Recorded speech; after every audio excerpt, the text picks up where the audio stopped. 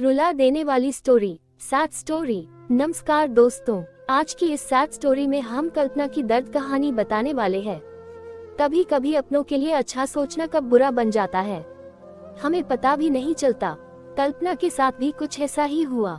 तो आइए अब जानते हैं कि क्या है कल्पना की दर्द भरी कहानी। कल्पना एक मध्यम वर्गीय परिवार से थी, जिसने अपनी स्नातक की पढ़ाई पूरी कर ली थी और अब वो अपने घर पर ही छोटे बच्चों को ट्यूशन पढ़ाती थी। कल्पना का रंग गोरा था और वह दिखने में बिल्कुल गुड़िया की तरह थी। कल्पना के माता पिता उसकी शादी के लिए एक अच्छे लड़के की तलाश कर रहे थे। तभी कल्पना के मामा एक लड़के के बारे में बताते हैं। वो कहते हैं कि लड़का का नाम राहुल है, वो किसी कंपनी में मैनेजर के पद पर है और महीने के 70,000 कमाता है। कल्पना के माता पिता ने लड़के की फोटो देखी तो उन्हें लड़का पसंद आ गया। जब कल्पना की मां ने कल्पना को लड़के की तस्वीर दिखाई तो कल्पना ने कहा, जब आप दोनों को लड़का पसंद है तो मुझे भी पसंद है। अब लड़का और लड़की वालों के परिवार ने मिलकर शादी की तारीख तय कर दी।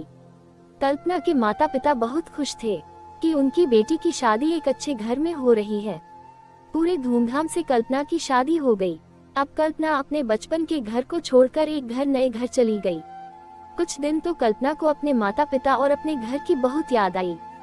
कल्पना की शादी के अब महीने बीत गए थे। अब उसके पति राहुल पहले जैसा व्यवहार कल्पना के साथ करता था। कल्पना से वो चिड़ा सा रहता था। राहुल अब न पहले जैसा कल्पना को प्यार करता और न ही उसकी बातों को मानता। कल्पना को समझ नहीं आ रहा था कि वो क्या करे। वो बस रोकर अपने दर्द को कम करने की कोशिश करती। एक दिन कल्पना को पता चला कि राहुल सिगरेट पीने के बहाने छत पे जाता और किसी लड़की से बातें करता है।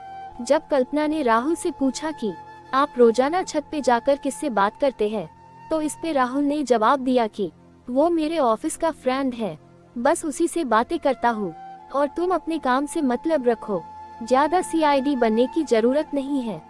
होली का दिन था। राहुल के कुछ दोस्त उसके घर आए थे। सभी ने घर पर पार्टी किया। उस दिन राहुल का एक दोस्त थोड़ा ज्यादा ड्रिंक कर लिया था और उसने नशे में कल्पना के सामने जाकर कहा, भाभी आप इतनी प्यारी और मासूम हो, फिर भी राहुल भाई दिन भर उस घमंडी नेहा से बातें करते रहते हैं। लगता है कि आप राहुल भाई का सही से ख्याल नहीं रखते। ये सुनकर कल्पना का शक अब हकीकत बन चुका था। अगली सुबह जब कल्पना ने राहुल से पूछा कि ये नेहा कौन है और क्या लगती है आपकी। राहुल, मैं तुम्हें क्यों बताऊं। कल्पना, मैं बीवी हूँ आपकी। राहुल, देखो तुमसे पहले वो मेरे लाइफ में आई। कल्पना, तो फिर मुझसे शादी क्यों किया। राहुल, बस तुम अच्छी लगी इसलिए शादी कर लिया। कल्पना, अब तुम देखना मैं उस कमीनी लड़की को कैसे सबक सिखाता हूँ। नेहा को कब कल्पना ने कामिनी कहा तो राहुल ने गुस्से में कल्पना को बहुत मारा और उसे कमरे में बंद कर दिया। कल्पना की सास को सब पता था, फिर भी वह अपने बेटे के सामने एक शब्द भी नहीं बोलती थी। शाम को जब राहुल आया तब उसने रूम का दरवाजा खोला। उस दिन कल्पना की तबीयत खराब हो गई, फिर भी उसी हालत में उसने खाना बनाया। कल्पना ये सारी बातें अपनी माँ को बताना चाहती थी, लेकिन चाहकर भी वह नहीं बता पा रही थी, क्योंकि वह जानती थी कि अगर उसके माता पिता को ये सब पता चलेगा तो वह परेशान हो जाएंगे। राहुल अब कल्पना के साथ नौकरानी जैसा व्यवहार करने लगा, छोटी छोटी बातों पे उसे मारता। कल्पना अब धीरे धीरे डिप्रेशन का शिकार होने लगी। उसके दिमाग में गलत ख्याल आने लगे। अब न वो समय पे खाना खाती और न ही किसी से बात करती। आखिरकार एक दिन कल्पना ने रूम में फांसी लगाकर आत्महत्या कर ली। कल्पना ने आत्महत्या का कारण किसी को नहीं बताया, लेकिन उसके सास को पता था कि कल्पना ने आत्महत्या क्यों किया। दूसरी तरह कल्पना के माता पिता का रो कर बुरा हाल हो गया। कल्पना की मां ने पुलिस को आत्महत्या का कारण उसके ससुराल वालों को बताया। पुलिस राहुल और उसके माता पिता को ले गए, लेकिन पैसों के दम पर कुछ ही दिनों में राहुल और उसके माता पिता जेल से छूट गए।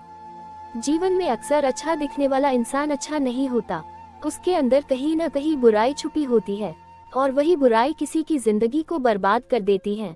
कुछ ऐसा ही कल्पना के साथ हुआ। तो दोस्तों, आपको ये सैड स्टोरी कैसी लगी आप हमें कमेंट्स के माध्यम से बता सकते हैं। अगर आपको ये दर्द भरी स्टोरी पसंद आई हो तो इसे अपने दोस्तों के साथ भी शेयर करें।